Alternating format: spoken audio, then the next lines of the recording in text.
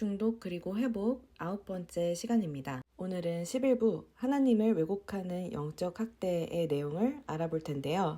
앞서 10부에서는 태초에 창조 때부터 이어져 온 하나님과 사람끼리의 관계의 기본 구조, 즉 하나님은 주시고 우리는 받는다는 원칙을 알아보았습니다. 이렇게 하나님과 사람 사이의 올바른 관계는 피조물 인식에서 시작합니다. 그렇기에 우리의 신앙생활은 이 기본적인 관계 구조에 근거해야 함을 기억해야 합니다. 그래서 저자는 11부를 시작하면서 만약에 우리의 사고체계 안에서 이 기본적인 관계 구조가 뒤집히면 그것이 우리의 영적인 생활에 어떻게 영향을 끼치는지에 대해서 잘못된 기도의 내용에 대해서 언급을 합니다. 그 이야기를 잠깐 해보자면 저자는 만약에 우리가 이 기본적인 관계 구조를 이해하지 못하고 하나님이 주시는 은혜가 우리의 행위나 어떠함에 달려있지 않다는 것을 알지 못하면 우리 안에 하나님께서는 복의 근원이신데 그것을 우리에게 주기 싫어하신다라는 하나님에 대한 왜곡된 이미지가 생길 수 있고, 그렇게 됐을 때 충분히 기도하면 하나님께서 우리의 기도를 들어주신다라는 이런 거의 무속신앙적인 사고에 기초한 기도 생활을 하게 될 수 있다고 경고합니다. 그러면 이제부터 11부의 주요 주제로 돌아와서 영적 학대란 무엇인지 그 정의부터 살펴보겠습니다. 영적 학대를 우리가 좁은 의미와 넓은 의미로 각각 정의를 해볼 수 있는데, 좁은 의미로서의 영적 학대는 영적인 권위를 갖고 있는 사람이 그 종교적인 권위를 자신의 욕구를 채우기 위해 오용하고 남용함으로써 그 권위 아래에 있는 사람들에게 신체적이거나 정서적인 학대를 가하는 것을 의미합니다. 그런데 이것은 결국 종교의 테두리 안에서 일어나는 일들로 국한이 되고, 그래서 영적 학대를 좀 더 넓은 의미로 정의를 해보자면 결국 모든 종류의 학대가 곧 영적인 학대다라고 생각할 수 있습니다.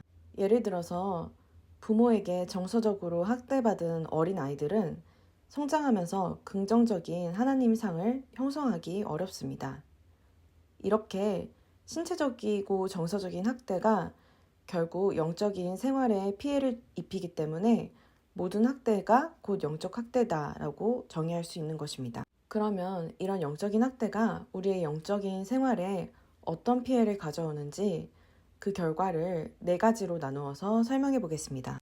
첫째로, 이는 하나님에 대한 의심, 불안, 주저하는 마음을 생기게 합니다. 영적인 학대를 당한 사람들에게 하나님에 대한 의심은 불가피한 것이고 그들에게는 하나님에 대한 부분적인 믿음만이 있습니다.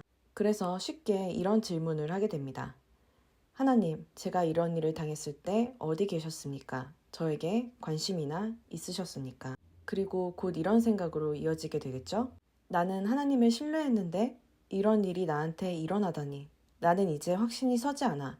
이제 하나님을 신뢰할 수 없어. 이와 같은 상처와 고통을 겪고 있는 사람들이 하나님과의 관계를 회복해 나가는 과정에서 그를 도와주는 주변의 사람들, 특히 기독교 공동체가 갖춰야 할 태도와 반응은 어떤 것일까요? 만약에 다른 것을 다 무시한 채 이런 문제에 대해 오로지 신학적으로 접근을 하려고 하면, 예를 들어서 하나님에 대한 의심은 나쁘다고 말하는 것은 사실 전혀 도움이 되지 않습니다. 이렇게 얘기함으로써 그들이 적은 믿음 때문에 거절당했다고 느끼게 될 수 있는데, 사실 하나님은 믿음의 유보를 이해하시는 분입니다. 믿음이 없음을 도와달라고 구하는 사람에게, 부분적인 믿음으로 고군분투하는 사람에게 하나님은 그의 부분적인 믿음, 적은 믿음도 받아주십니다. 그리고 그로 인해 수치감을 느끼게 하지 않으십니다. 우리가 하나님을 믿고 신뢰하고 의지할 수 있는 역량을 넓혀달라고 기도할 때 하나님께서 우리에게 은혜로 그 믿음을 주신다는 것을 기억하면서 이 하나님의 관점으로 그들의 상처와 그들의 문제에 접근해야 합니다. 이와 함께 우리가 지녀야 할 태도는, 회복을 돕는 기술 중 하나가 상대방이 어느 단계에 있든지 그 상대방에게 수치감을 주지 않으면서 격려하는 것이다 라는 것입니다.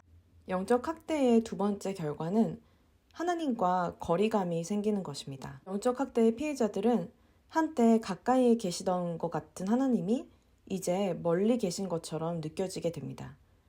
즉, 영적인 분리 단절감을 느끼게 되는 것입니다. 그것은 그들의 삶에 분노와 불안을 낳고, 그러나 또 한편으로는 하나님에 대한 동경, 예전에 친밀했던 하나님과의 관계에 대한 그리움과 그 관계 회복에 대한 소망이 함께 있습니다. 이것은 그들의 믿음이 살아있다는 징조입니다. 마찬가지로 이럴 때도 기독교 공동체가 갖춰야 할 태도와 반응은 하나님과의 관계 회복의 여정에 있는 사람들에게 그들이 느끼는 거리감에 대해서 무안함이나 수치감을 느끼게 하지 않는 것입니다. 즉, 그들을 판단하고 정죄하지 않는 것입니다. 사실 이에 대해서 아무 불안, 아무 분노를 느끼지 않는 것이 오히려 더 심각한 상태입니다. 그래서 그들이 겪고 있는 이 현재의 고통은 그들이 받은 영적 학대로부터의 당연한 결과라는 것을 알고 그들을 인격적으로 존중하는 태도가 필요합니다. 영적 학대의 세 번째 결과는 이 11부의 제목과 마찬가지로 하나님에 대한 이미지가 왜곡되는 것입니다. 예를 들어서 학대로 인해서 그들 안에 하나님의 이미지가 불가능한 것을 기대하는, 또 처벌하려고 자신들을 감시하는 하나님으로 자리 잡게 되는 것인데, 피해자 안에 있는 두려움이 이러한 왜곡된 하나님의 이미지를 더욱 강화합니다. 마지막 네 번째 결과는 영적 학대는 다른 사람들을 섬기는데 심각한 장애와 제한을 준다는 것입니다. 영적 학대로 인해서 하나님의 이미지가 안에서 왜곡된 사람은 그들이 사역의 한계 또는 제한에 부딪혔을 때 하나님은 이것을 괜찮아 하실까? 내가 불안해서 사역을 더 이상 할 수 없게 된 것이 하나님께 괜찮을까? 라는 질문을 하게 되는데, 이때 명심할 것은 고린도후서 12장 9절의 말씀처럼 하나님의 능력이 우리의 연약함 안에서 온전하여진다는 것입니다. 그렇기 때문에 하나님은 사실 연약한 사람들을 통해 일하십니다. 실수한 사람들, 실패를 겪은 사람들, 너무 마음이 불안해서 제 기능을 못하는 사람들이 그 말씀을 붙잡고 하나님의 능력을 의지하고 신뢰하게 될 때 하나님이 그들을 사용하시는 것입니다. 우리의 연약함을 직면한 것은 당연히 두려움과 불편함을 유발합니다. 하지만 우리의 실패나 우리의 연약함이 하나님께는 문제가 되지 않습니다. 그래서 우리에게 필요한 것은 진실을 말할 수 있는 용기, 나의 연약함을 대면하고 인정하고 고백함으로써 하나님께 나아가는 것, 하나님과 신뢰 관계를 쌓는 것입니다. 그러면 영적 학대의 피해자들은 어떤 과정을 거쳐서 하나님과의 관계가 회복이 되는지 이제부터 영적 회복의 3단계에 대해서 알아보겠습니다.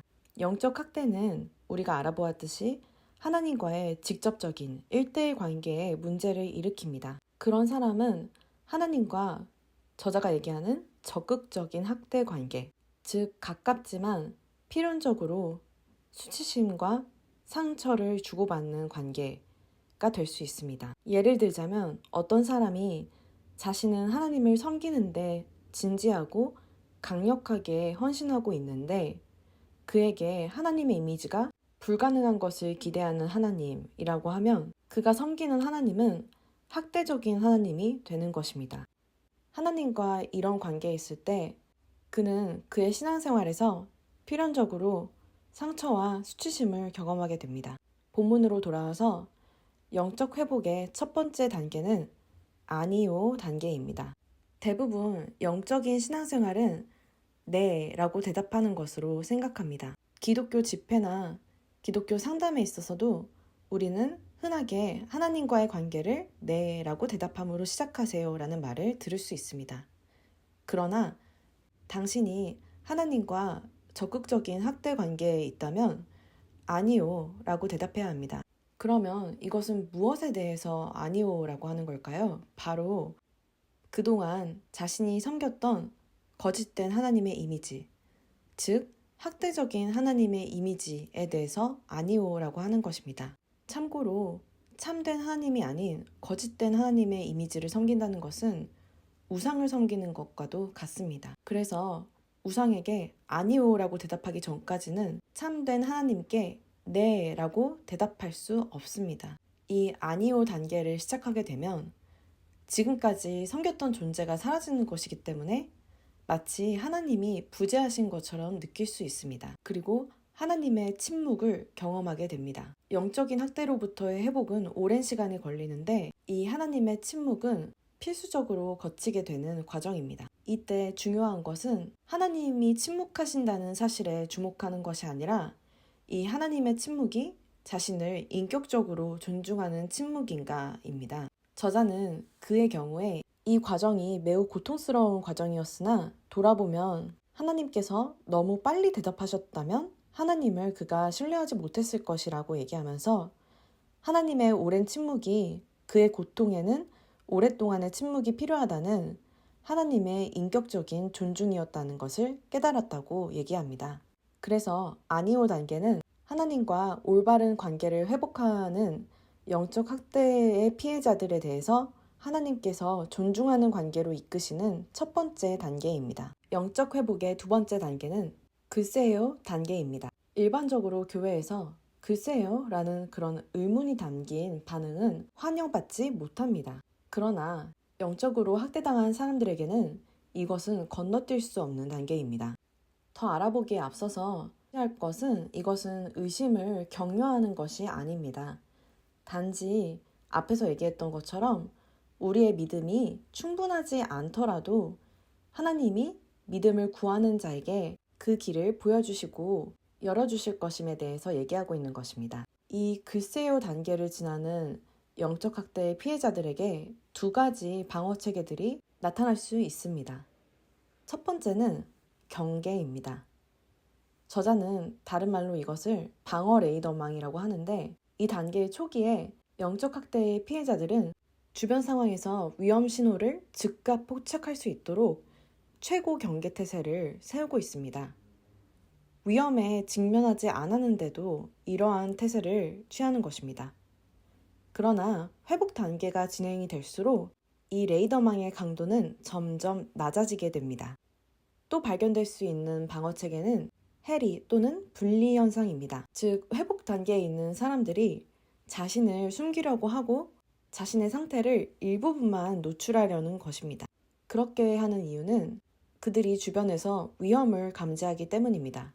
이 위험이 과연 합리적인지 실제적인지는 상관이 없습니다. 그러나 마찬가지로 회복 과정이 진행되면서 그들은 자신의 상태를 조금씩 더 노출시키기 시작합니다. 이 두 번째 단계, 글쎄요 단계를 거치는 사람들은 계속해서 심오한 영적인 상함이 있는 상태입니다. 이때 우리가 기억해야 할 말씀은 시편 51편 17절의 말씀, 심령이 가난한 자는 복이 있다는 것입니다. 하나님께서는 상한 마음의 상태를 부끄럽게 생각하시지도 망신을 주시지도 않습니다. 오히려 상한 심령은 이 말씀에서와 같이 하나님이 기뻐하시는 예배입니다. 이 시기에 하나님은 우리의 그런 마음을 보시고 우리가 하나님께로 나아가려 할 때 그것을 적극적인 예배로 받으십니다. 결코 네 라고 말할 수 있을 때까지 기다렸다가 예배하라고 하지 않으십니다. 그래서 우리는 이런 과정 속에서 빨리 친밀한 관계 속으로 갔으면 좋겠다는 소망이 생깁니다. 회복으로 나아가는 어려운 작업을 거치면 그 시기는 반드시 옵니다. 마지막, 영적 회복의 세 번째 단계는 네 단계입니다. 이것은 하나님께 드디어 네라고 말할 수 있는 단계입니다. 친밀한 관계를 회복한 단계입니다. 그러나 이 단계로 막 접어들 때 우리는 두려움을 느끼게 될 수도 있습니다. 왜냐하면 이 친밀한 관계가 적극적인 학대 관계로부터 시작됐다면 이 단계로 접어들었을 때 마치 초기에 학대적인 관계로 되돌아가는 기분을 느끼게 될 수 있기 때문입니다. 친밀함이 강화되는 것만큼 갑작스러운 두려움이 몰려오게 됩니다. 이때 네라고 말하는 것은 강한 도전이 됩니다. 그래서 그런 경우에는 다시 이 사이클, 아니요, 글쎄요, 네, 세 단계를 반복하는 과정이 필요합니다. 그렇지만 그 사이클을 반복할수록 그 다음에는 조금 더 시간이 단축되는 것을 경험하게 됩니다. 이 세 가지 단계를 지나면서 각각의 단계에서 우리가 어떻게 해야 되는지 정리를 하고 넘어가겠습니다. 첫 번째 아니오 단계에서는 하나님의 침묵이 당신을 존중하는 침묵인가? 를 묵상해 볼 필요가 있습니다. 그리고 계속해서 하나님이 말씀하실 때까지 그것을 기다리는 것이 필요합니다. 저자의 경우 그 오랜 침묵 끝에 들었던 하나님의 말씀은 심령이 가난한 자는 복이 있다는 것이었습니다. 그의 심령이 상한 상태에서 하나님께서 그에게 축복을 선언하신 것이었습니다. 친밀한 관계까지 가는데 그에게 회복의 여정이 필요했음을 하나님께서 아시고 그를 존중하는 침묵으로 그와 함께했던 것입니다. 두 번째 글세요 단계에서 우리는 레이더를 조금 낮추고 우리의 모습을 조금 더 드러내는 일이 필요합니다. 하나님께서는 우리를 재촉하지 않으십니다. 이것이 얼마나 오래 걸리고 어려운지를 이해하는 분이십니다. 마지막 세 번째 네 단계에서는 마음을 활짝 열고 하나님이 우리를 위해 준비해 오신 잔치에 참여하십시오. 이렇게 우리가 회복의 단계를 거치는 동안 주님께서는 다정한 손길로 우리를 다루십니다. 그분은 상한 갈대도 꺾지 않으시는 분입니다. 회복의 여정은 충분히 오랜 시간이 걸릴 수 있습니다. 또 이 단계들의 어디쯤에서 정체할 수도 있습니다. 그러나 하나님은 회복 기간이 길다고 우리에게 실망하지 않으십니다.